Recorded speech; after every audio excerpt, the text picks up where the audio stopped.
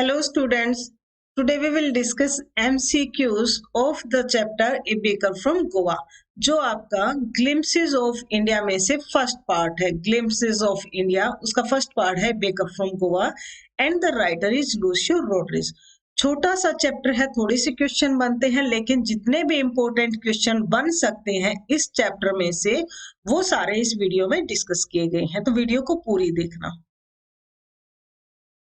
First question is who is the author of the lesson A baker from Goa. A baker from Goa ये किसने लिखा है ये chapter? तो ये हमारा भी अभी हमने पढ़ा लूसियो रोड्रिग्स, ये इसके राइटर हैं। लेकिन जो लोकेस एब्रोल है इन्होंने भी ग्लिम्पसेस ऑफ इंडिया का एक पार्ट लिखा है, वो कौन सा है? कुर्ग। ये बहुत इंपॉर्टेंट हो जाता है ये क्वेश्चन भी। अरूप कुमार दत्ता इन्होंने लिखा है टी फ्रॉम आसाम, ये भी ग्लिम्पसेस ऑफ इंडिया का ही पार्ट है। तो तीनों राइटर्स आपके इसमें याद हो जाएंगे। लूसियो रोड्रिग्स ने ए बेकर फ्रॉम गोवा, लोकेस एब्रोल ने कुर्ग, अरूप कुमार दत्ता ने टी फ्रॉम आसाम। और जो केविन मैक्सवेल हैं इन्होंने चैप्टर लिखा है मिजबिल द ओटर।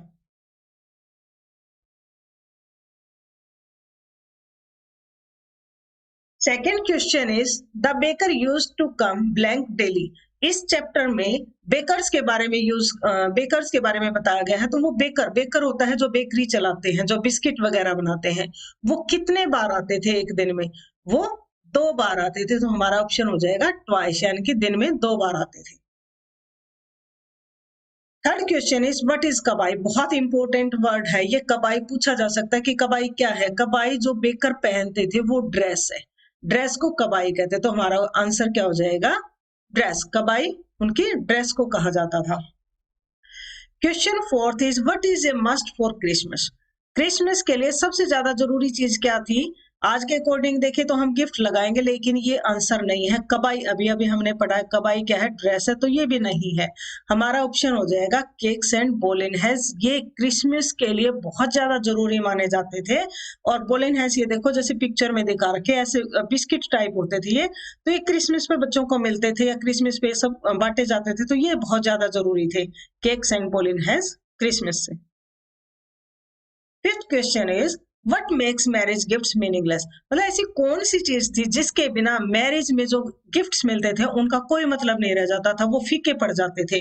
तो वो कौन सी चीज है? Sweet bread. ये भी इंपॉर्टेंट क्वेश्चन है। स्वीट ब्रेड को हम बोल कहते हैं, ये भी पूछा जा सकता है बोल क्या है। बोल जो है स्वीट ब्रेड को कहा जाता था, और स्वीट ब्रेड मैरिज पार्टी वगैरह में मिलते थे। हॉट टी और ड्रेस ये हमारे ऑप्शन नहीं है। Sixth question is what was thought in nice mouth wash.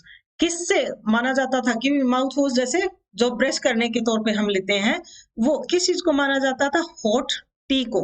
गरम गरम चाय पी लो तो आपको ब्रश करने की जरूरत नहीं पड़ेगी, आपका मुंह अपने आप साफ हो जाएगा। ये पुराने जमाने की बात है, तो वो चाय से अपने दांत साफ कर लेते थे।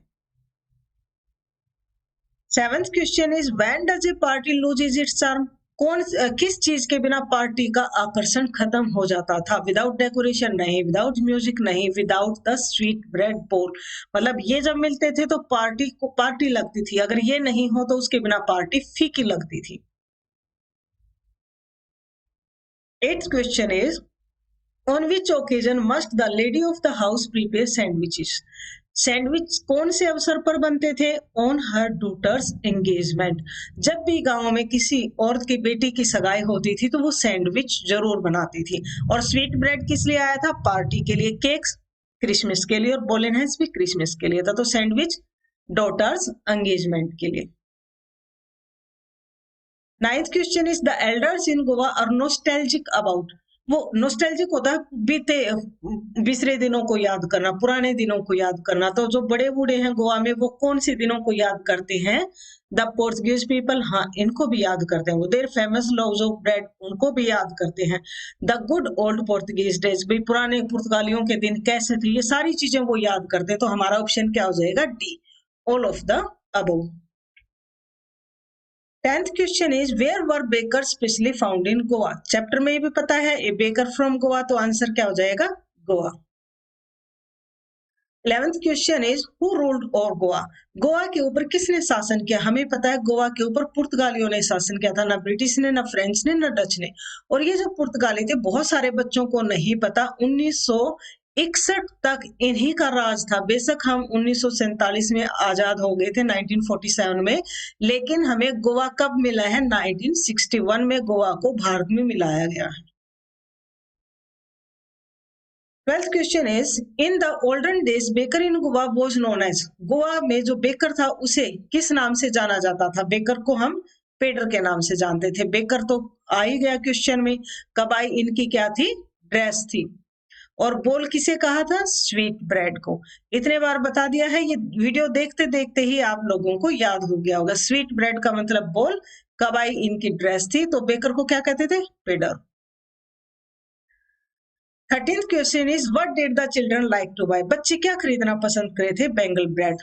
ब्रेड बेंगल होते थे उनके, वो बच्चे लेना पसंद करते थे। ऐसे थे, बेंगल के आकार के ब्रेड थे, मतलब ये ऐसे चूड़िया से, कड़े टाइप से। तो ये बच्चों को बहुत पसंद थे, क्योंकि ये कैसे होते थे? थोड़े कुरकुरे कुरकुरे से होते थे।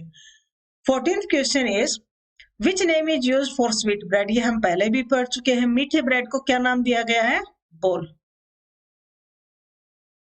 15th question is the baker use to wear. बेकर क्या पहनते थे? अब बेकर ये ड्रेस पहनते थे, और इस ड्रेस को हम क्या कहते थे? कबाई। 16th question is when were the bills collected. और बिल जो है कब इकट्ठे किए जाते थे?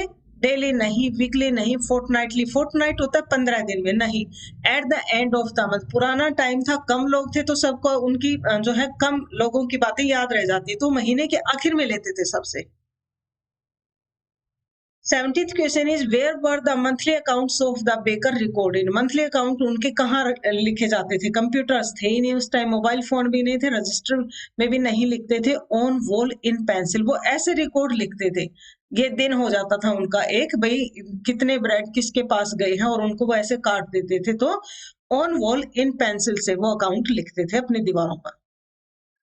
Question 18 is which what type of people are bakers. Baker कैसे लोग थे? पुअर थे? नहीं, क्योंकि काम धंधा उन्हीं का चलता था, ब्रेड सब खाते थे, तो पुअर तो होंगे नहीं। ना स्टार्विंग थे, ना वीक थे। वो कैसे थे? प्रॉस्पेरस। प्रॉस्पेरस का मतलब होता है फलते फूलते। 19th question is what is the meaning of jackfruit like appearance. अब जैक फ्रूट ये है, इसको देखो, ये चारों तरफ से एक जैसा है, कहीं से पतला नहीं है, मोटा, चारों तरफ से मोटा मोटा है, गोल मटोल। तो जैक फ्रूट लाइक अपीयरेंस क्या हो जाएगा? फैट एंड प्लम्प, मोटा ताजा। 20th question is how are baker in there physics. Physique का मतलब होता है शरीर की बनावट। उनके शरीर की बनावट कैसी थी? अभी अभी हमने पढ़ा, प्लम्प थे, वो वीक तो थे ही नहीं, सिक लुकिंग भी नहीं थे, तो हमारा ऑप्शन क्या हो जाएगा? Plump. 21st is which sound is used for bakers entry. Baker जब आते थे तो कौन सी आवाज आती थी? झेंग झेंग की आवाज। ये भी इंपॉर्टेंट है, कौन सी आवाज आती थी उनके आने से? झेंग झेंग। 22nd question is what was the baker's place in Goa in author's childhood days. Author के बचपन के दिनों में गोवा में जो बेकर थे उनको क्या मानते थे हम? फ्रेंड मानते थे, कंपेनियन मानते थे, गाइड मानते थे। चैप्टर के अकॉर्डिंग ये तीनों है। वो हमारे दोस्त भी थे, वो हमारे साथी भी थे, और वो हमारे गाइड भी थे। तो ऑप्शन क्या हो जाएगा हमारा? All of the above. 23rd question is what do the elders remember नॉस्टैल्जिकली। बड़े बूढ़े नॉस्टैल्जिकली मतलब भूले बिसरे दिनों को कैसे याद करते हैं? देयर फोर फादर्स को याद करते हैं? नहीं, the old Portuguese days and the loss of bread. हाँ, इनको याद करते हैं, वो कबाई और नन भी नहीं। तो हमारा ऑप्शन क्या हो जाएगा? B. 24th question is what did the children long for in bakers basket. बच्चे क्या पसंद करते थे बेकर की बास्केट में? ब्रेड बैंगल्स, ये लेना पसंद करते थे बच्चे। तो ऑप्शन क्या हो जाएगा? सी।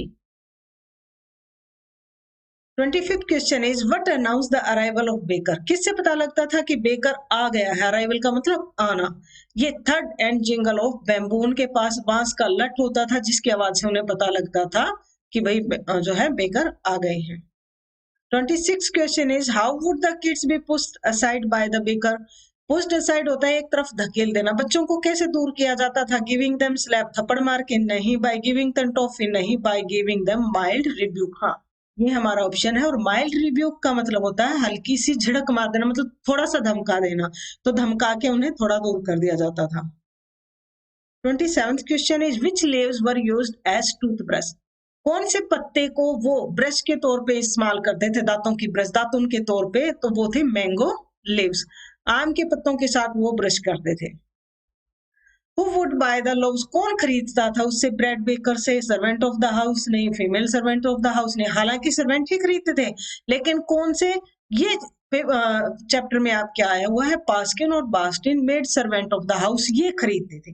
तो आपको ऐसे आए तो आपको इसी पे निशान लगाना है, पास्किन और Bastin maid servant of the house, ये खरीदते थे ब्रेड को। ये हमारा छोटा सा चैप्टर था जिसके जितने भी इम्पोर्टेंट क्वेश्चंस हैं वो सारे इसमें डिस्कस किए गए हैं बेटा। इसके करने के बाद मुझे नहीं लगता इसमें और कोई क्वेश्चन भी बनता है। तो इस वीडियो कैसा लगा कमेंट करके जरूर बताएं और अपने दोस्तों के साथ शेयर करें। Thank you.